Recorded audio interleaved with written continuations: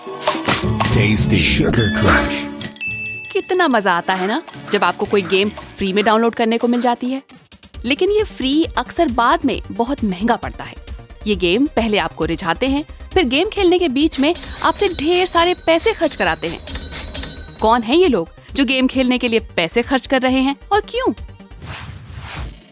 FIFA ultimate game में अगर आप कुछ बेहतरीन फुटबॉलर्स के साथ खेलना चाहते हैं तो इसके लिए आपको जेब ढीली करनी पड़ेगी। इस मोड में आपको वर्चुअल ट्रेडिंग कार्ड्स इकट्ठे करने होंगे, लेकिन आपको ये कभी नहीं पता होता है कि आपको कौन सा फुटबॉलर मिलने वाला है। यही है लूट बॉक्स का सबसे अच्छा उदाहरण। खिलाड़ियों या हथियारों की शक्ल में कुछ बेतरतीब इनाम जिन पर एक पर्दा पड़ा होगा। लूट बॉक्स जुआ खेलने जैसे ही हैं। आप कुछ पैसे खर्च करते हैं, लेकिन आपको ये पता ही नहीं होता कि इसके बदले आपको क्या मिलेगा और कितना मिलेगा। जो आप चाहते थे, लेकिन ये पता ना होना कि खर्च किए जा रहे पैसों के बदले क्या मिलेगा, यही बात लूट बॉक्स को जुआ जैसा बना देती है। वैसे लूट बॉक्स को जुआ कहा जाए या न कहा जाए, इस पर मतभेद है। दुनिया के कई देशों में इसके लिए अलग अलग नियम हैं। भारत में इस पर कानून नहीं है। जुए पर फैसला राज्यों के हाथ में होता है। अब मान लीजिए आपने कोई लूट बॉक्स, लूट पैक, क्रेट या कुछ ऐसा खरीदा, तो ऐसा नहीं होगा कि ये सीधे खुल जाएं और आपकी स्क्रीन पर लिखकर आए कि आपको यह मिला है। ये पहले आपका टेंशन बढ़ाएंगे, आपको उकसाएंगे, ललचाएंगे, लाइट जलाएंगे, एनिमेशन दिखाएंगे। हो सकता है वो आपसे स्क्रीन टच कराएं या क्लिक कराएं।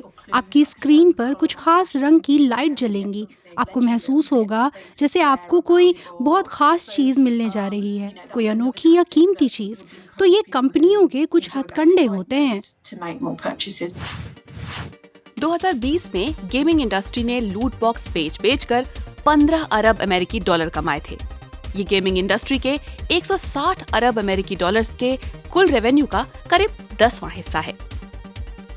भारत में ज्यादातर स्मार्टफोन ऐप्स में आपको गरीना, फ्री फायर या बैटलग्राउंड्स मोबाइल जैसे गेम मिल जाएंगे, जिसमें खेलने वाले का खूब खर्चा होता है। एल्डर स्क्रॉल्स ओब्लिवियन गेम याद है?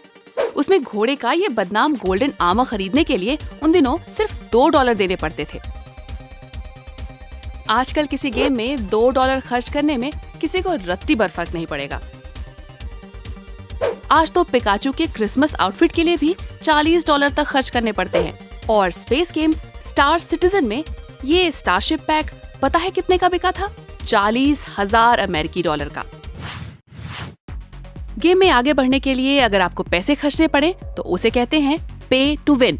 हालांकि 2017 में स्टार वॉर्स बैटलफ्रंट 2 गेम के साथ जो हुआ, उसके बाद गेम बनाने वाली कंपनियां इस तरीके से दूर ही रह रही हैं। स्टार वॉर्स बनाने वाली कंपनी इलेक्ट्रॉनिक आर्ट्स यानी EA चाहती थी कि गेमर्स कैरेक्टर अपग्रेड करने के लिए भी पैसे खर्च करें। इस बात पर दुनिया भर के गेमर्स बिदक गए। EA को अपना फैसला बदलना पड़ा। अब गेमर्स पैसे खर्च किए बिना दूसरे तरीकों से भी अपग्रेड ले सकते हैं। गेम में पैसे खर्च करने वाले आखिर क्या सोचते हैं? आप खेलने में एकदम डूब चुके हैं, जीतते जा रहे हैं, मजा आ रहा है, फिर अचानक से ब्रेक लग जाता है। अब आप एकदम खाली खाली महसूस कर रहे हैं। ये ब्रेक हटाने का एक रास्ता भी है आपके पास।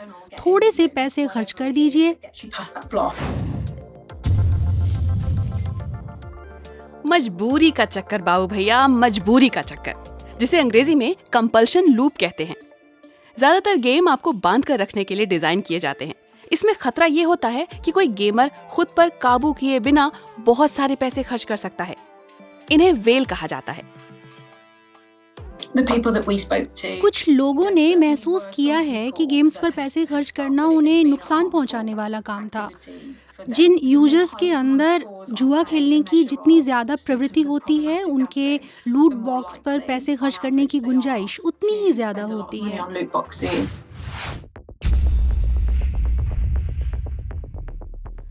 फोमो, पीछे छूट जाने का डर। जब कुछ खास चीजों की सप्लाई घटा दी जाती है या उन्हें खरीदने के लिए बहुत थोड़ा सा समय दिया जाता है, तो कई खिलाड़ी पीछे न छूट जाने के डर से इन्हें खरीद लेते हैं। इसका खतरा सबसे ज्यादा बच्चों और टीनेजर्स के साथ होता है। वैसे ऐसा नहीं है कि गेम्स में मोनेटाइजेशन बुरा ही है। दरअसल छोटे छोटे ट्रांजैक्शंस की वजह से ही लोगों को फ्री में खेले जा सकने वाले ढेर सारे गेम्स मिल पाते हैं। जैसे क्लैश ऑफ क्लैंस को ही लीजिए। फोन पर ऑनलाइन खेले जाने वाला ये खूब लोकप्रिय स्ट्रैटेजी गेम है। इसमें आप अपना गांव बनाते हैं, सेना खड़ी करते हैं। अगर आप यही चीजें और जल्दी करना चाहते हैं तो इसके लिए पैसे दे दीजिए। किसी फ्री गेम में कुछ चीजें पैसे खर्च करके मिल रही हैं या फिर कोई गेम पूरा का पूरा पेड है, दोनों में बहुत फर्क है। मैं नहीं बता सकती कि ये अच्छा है या बुरा।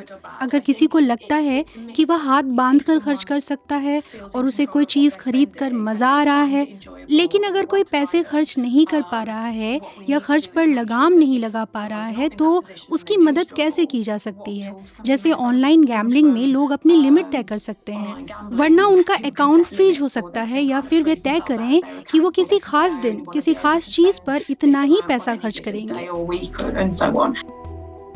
इन गेम मोनेटाइजेशन किस दिशा में बढ़ रहा है ये तो नहीं कह सकते, लेकिन दबाव से बात बनती है। जब ईए पर आरोप लगे कि उसका गेम जुए जैसा लगता है तो उसे फीफा अल्टीमेट गेम में अपना लूट बॉक्स सिस्टम बदलना पड़ा। अब आजकल लोग फीफा अल्टीमेट गेम खेलते समय पैसे खर्च करने से पहले कुछ वर्चुअल कार्ड पैक देख सकते हैं। आपका क्या मानना है? क्या गेम बनाने वालों का लूट बॉक्स और माइक्रो ट्रांजैक्शन से पैसे कमाना जायज है? क्या आपने कभी गेम्स पर पैसे खर्च किए हैं? किस गेम पर किए हैं? बताइए हमें कमेंट बॉक्स में।